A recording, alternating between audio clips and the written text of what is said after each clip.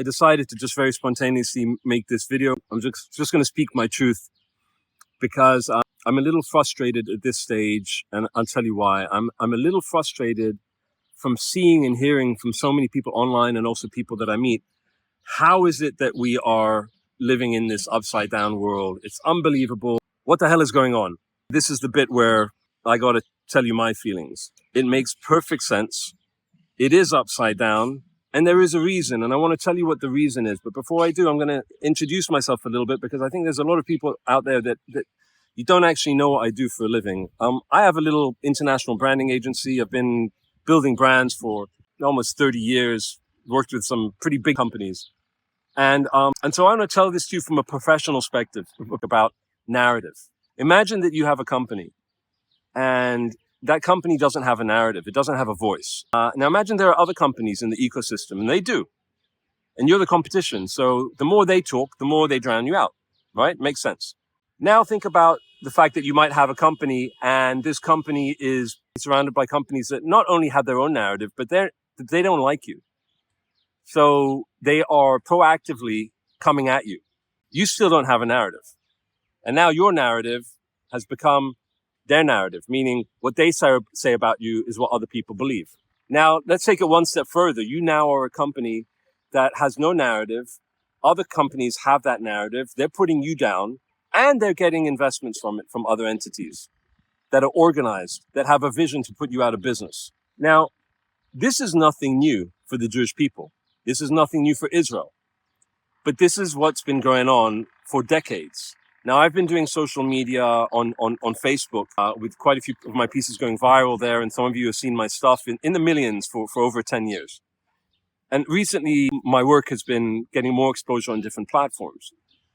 But this comes as no surprise to me. And this is what I've been saying for a long time. If you don't invest in narrative, you are dead in the water. This makes sense, what we are going through. You might not have thought about it like this yet, but narrative can save lives. Narratives can save your community. Narratives can save your country. Our enemies have a narrative, and they have had a narrative for almost 100 years. And the narrative is that we are an oppressor and everything that comes along with that. And their narrative is funded by the Qataris, and back in the day by the Saudis. I don't know what the situation there is now. And the Iranians, I don't know what the situation is there now, but by a lot of Israel haters and Jew haters. Okay? And they have had one consistent message based on their truth that is relevant to them and to their audience. And that's what they've been doing. Now, you combine that with this perfect storm of kind of their ongoing hate and their baggage with the Jewish people, and with the conflict with the Palestinians that's been going on for a long time and has blown up more recently with what Hamas did in a big way, and this woke world that you're living in, where you just say to an 18-year-old, someone is an oppressor, then they take that at face value because we're living in a generation that they don't dig deep for facts. They don't read. They get everything from TikTok. Okay? So you say oppressor to them, you say genocide to them, you say apartheid to them, then that's bad enough. But you say that to them when they're being funded, when the narrative is being funded by enemies with billions of dollars. They've basically bought out so much of the education in the history departments and the Middle Eastern history departments in Europe and in America. Then you start to see what our situation is. We have no narrative as a brand. Now, we have an incredible story. We are the Jewish people. We wrote the Torah. Okay? We are the longest, I think, living civilization that's still around today. We have the best brand in the world. We just haven't deployed it. And whose fault is that? Jewish leadership. That's the bit that you might not want to hear. That is the truth. And I'm speaking my truth.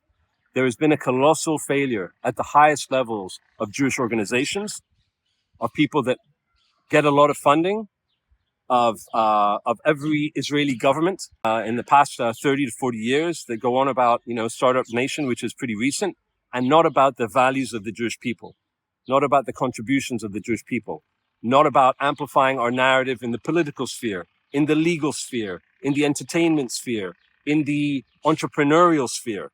That narrative, which is the Jewish people's narrative, must always be front and center. Always. Not just when we're in a crisis. When times are good, you double down on your narrative. You invest in your narrative. There are many people who are doing what I'm trying to do, which is some of us have the skills, some of us have enough passion. I basically run my little branding agency. I put that to the side so that I can do this. You would think that with 150 million views of my work in the last 6 months and many others who have achieved an impressive reach, you would think that Jewish organizations might be knocking on our door to say, how can we help you? Because clearly what you're doing is empowering the Jewish people to speak up. Folks, crickets. I've raised some money privately to try and help me keep going, which I'm still struggling to do. I have a Patreon. Someone started a GoFundMe.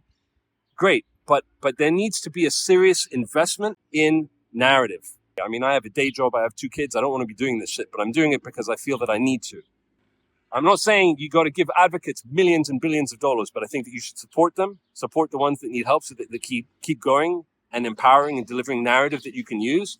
And if there are people out there and you're seeing them and they're delivering results and it's helping to strengthen you to go out and wear one of these or to wear a chai or to wear a Magen David, that's a step. So there are people like that who are not speaking up because they're afraid to, because a lot of you aren't, because there's no investment in narrative. But imagine if everyone was.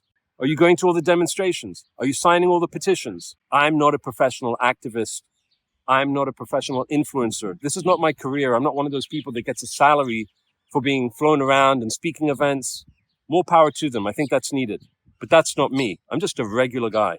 All regular Jewish people and our allies need to start pressurizing your leaders to invest in narrative for the long run. Because when the shit hit the fan, it wasn't the Jewish organizations that made the difference. They collected money and they distributed money, but it was the people that got Israel, back on the right course. So you, the person that I'm talking to right now, understand that narrative is critical and take it from a branding professional who's worked with Apple and Facebook, who launched Gmail in Africa. I know what I'm talking about with this. This is something that we need to start investing in seriously, and it can save lives. If we had done this 20, 30 years ago, we would not be in this upside down world that we're living in today. Trust me on that. Start investing. Thanks.